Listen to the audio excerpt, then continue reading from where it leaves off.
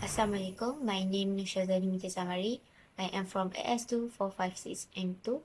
I'm the supervisor, Professor Madya Dr. Zaini Harati binti Amazin. And today I want to present about my research about meat freshness monitoring using electrochemical sensor. For the research background, first, consumer concern and meat quality issue.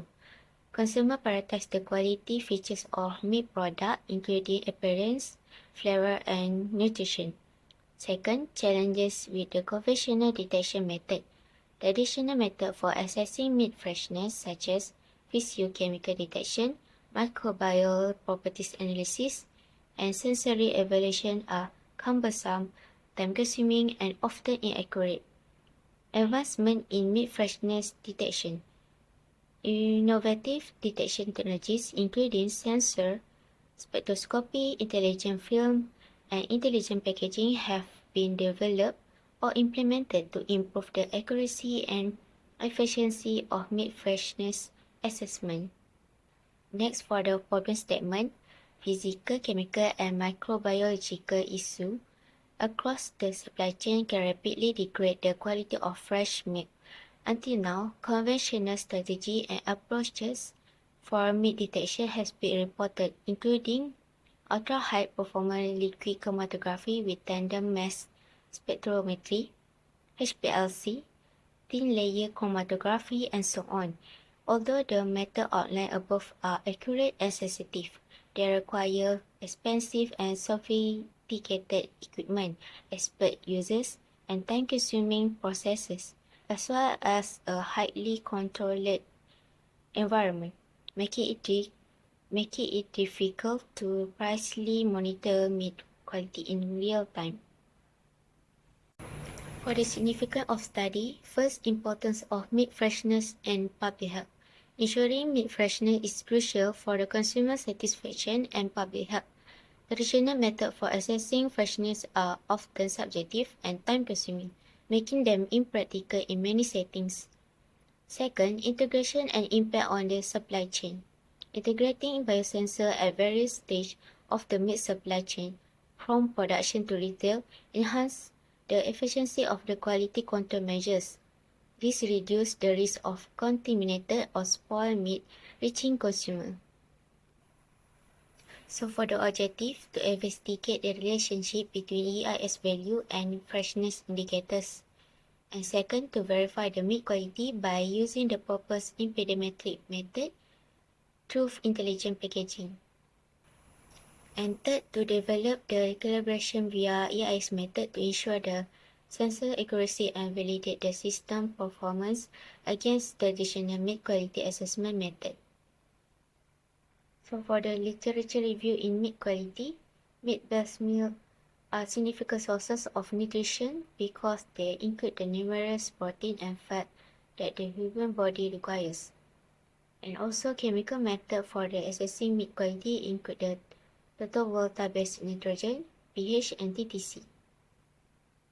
So for the next point, microbiological and chemical contaminant, Salmonella, some bacterial pathogen responsible for the red meat deterioration. VOC, including alcohol, aldehyde, ester, ketone, sulfur, and nitrogenous compound are widely correlated with both microbial growth and sensorial sensitivity score for the several meat types.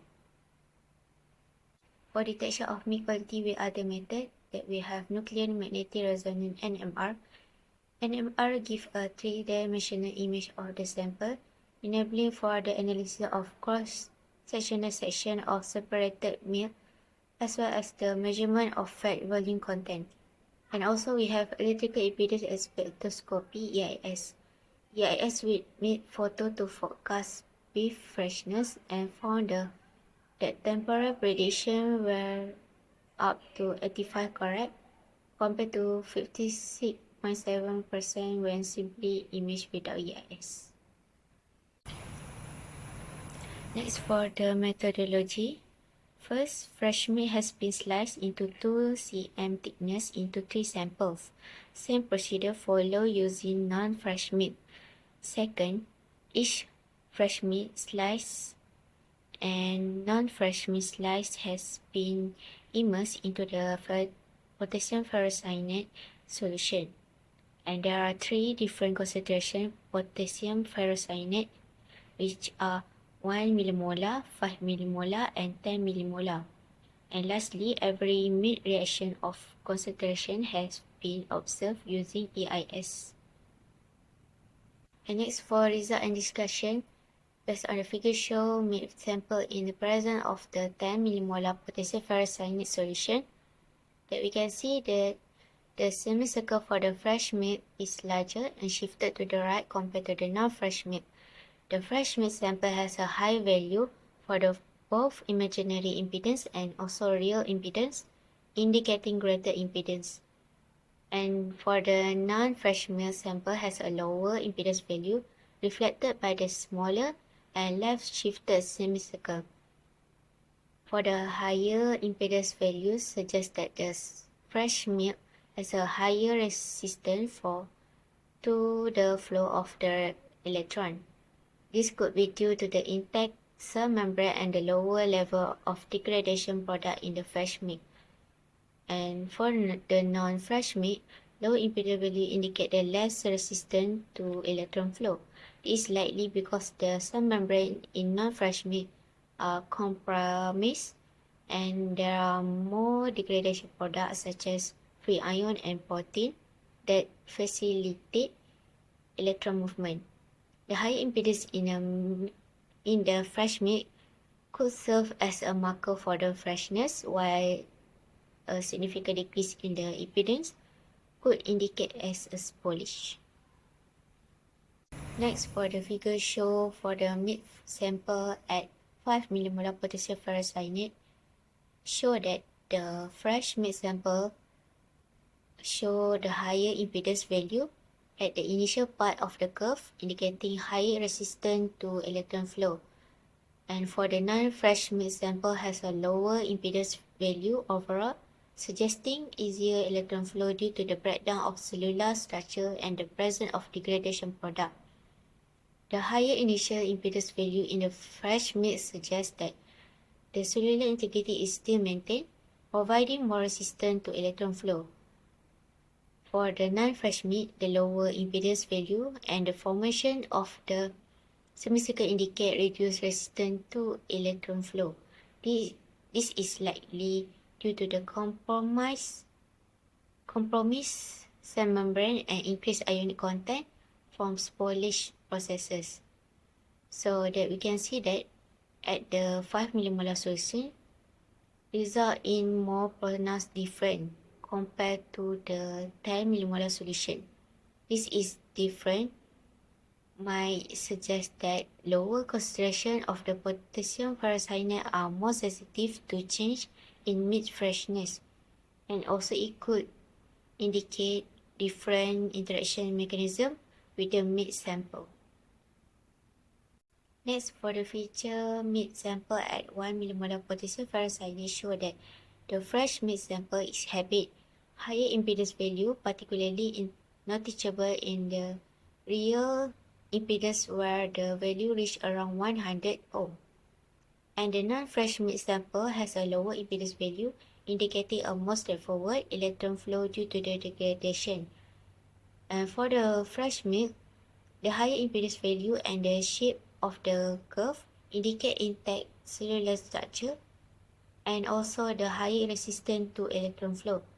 The peak in the fresh meat curve suggests more complex electrochemical behavior due to the fresh tissue.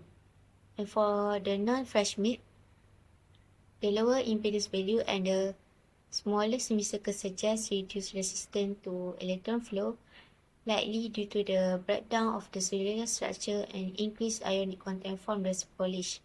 And we can see that the lower concentration of the potassium ferrocyanate at the 1 millimolar show more pronounced difference in the impedance value between the fresh and non-fresh meat compared to the higher concentration at 5 millimolar and 10 millimolar. The larger impedance value in the fresh meat and the sharper rise in the impedance suggests that the lower concentration may be more effective in highlighting in highlighting differences in the milk freshness. In conclusion, electrochemical analysis of three different concentrations which are 1 millimolar, 5 millimolar and 10 millimolar of potassium ferrocyanate was performed using electrochemical impedance spectroscopy. Across all three concentrations, fresh milk consistently show higher impedance value, indicating greater resistance to electron flow due to intact cellular structure. In contrast, non-fresh milk exhibit lower impedance value, reflecting easier electron flow due to the cellular degradation. Notably, the 1 millimolar solution provides the most pronounced differences, suggesting it may be the most sensitive concentration for detecting milk freshness. Next recommendation for the future study: work on improving the sensitivity and specificity of the sensor. This may involve the development of new material or coating for the electrode to better capture specific polish indicator. And second, conducting long-term studies to evaluate the stability and durability of the sensor under various storage conditions. This will help in understanding the lifespan and maintenance requirement of the sensors. And third, future research could explore the application of the developed electrochemical sensor for the different type of milk and also food product. This will help in generalizing the technology and make it more versatile.